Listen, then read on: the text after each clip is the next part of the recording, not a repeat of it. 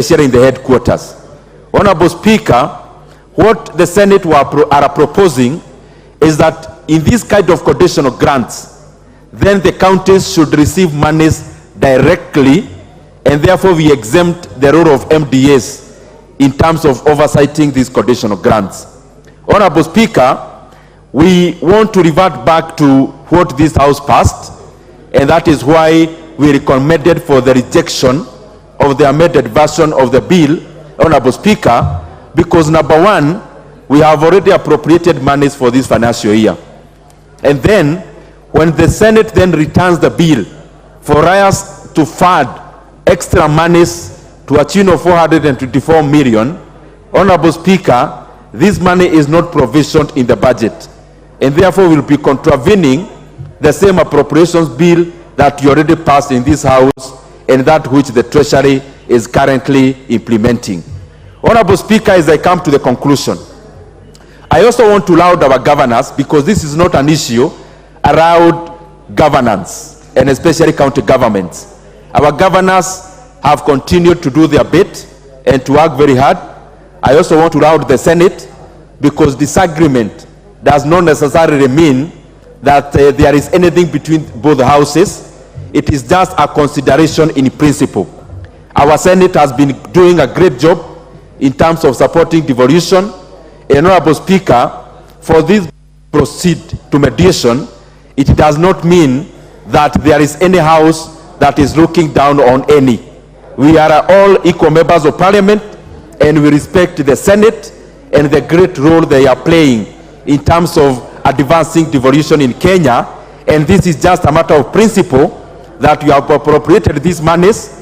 The monies that are being, the Senate is seeking to introduce is not in the appropriations bill as it is now, and therefore it will be in vain that we actually adopt a report that is suggesting extra resources that are not available.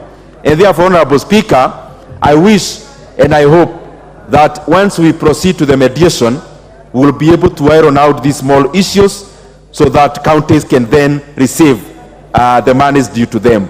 Honorable Speaker, I also want to laud this administration led by our President, His Excellency William Samoei Ruto. And I'm saying this because, Honorable Speaker, we are doing something unprecedented, that our counties are now receiving monies, and especially equitable share, in time. Honorable Speaker, by the close of the last financial year, we actually crossed over this financial year with no arrears owed to our county governments.